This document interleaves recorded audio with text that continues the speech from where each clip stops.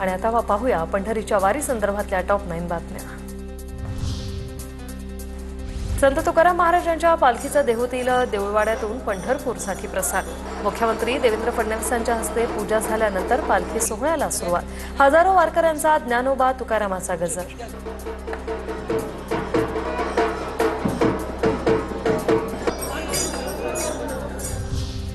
संत तुकाराम महाराजांच्या पालखी सोहळ्यात मुख्यमंत्री फडणवीसांनीही लुटला फुगडी खेळण्याचा आनंद, तर इतर आमदार आणि नेत्यांसोबत मुख्यमंत्र्यांची फुगडी।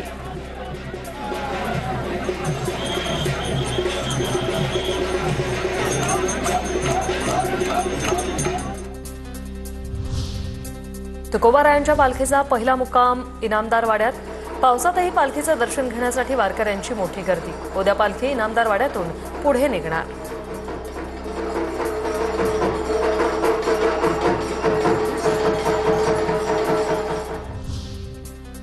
पोलिसांनी सुव्यवस्था राखली आहे। थोडे थोडे लोक आपल्याला मंदिरात सोडावे लागतील। वारकरी शिस्तीत दर्शन घेतील।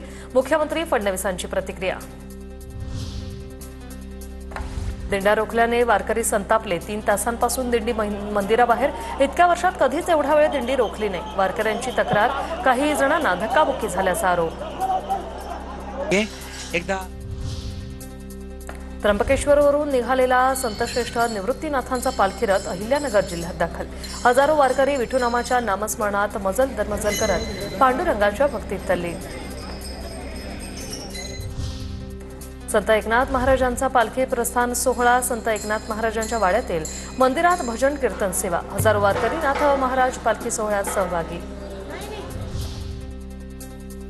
महाराष्ट्राच्या सांस्कृतिक परंपरेचं अनमोल वैभव असलेल्या आषाढी वारीच्या मंगल प्रस्थान सोहळ्याला सुरुवात। उद्या संतश्रेष्ठ ज्ञानेश्वर माऊलींची पालखी आळंदीतून प्रस्थान करणार। राज्यभरातील मानाच्या 10 पालख्यांसोबत 100 रुग्णवाहिका सज्ज राहणार। आरोग्य विभागाचा 100 कार्डियक रुग्णवाहिका सज्ज ठेवण्याचा निर्णय।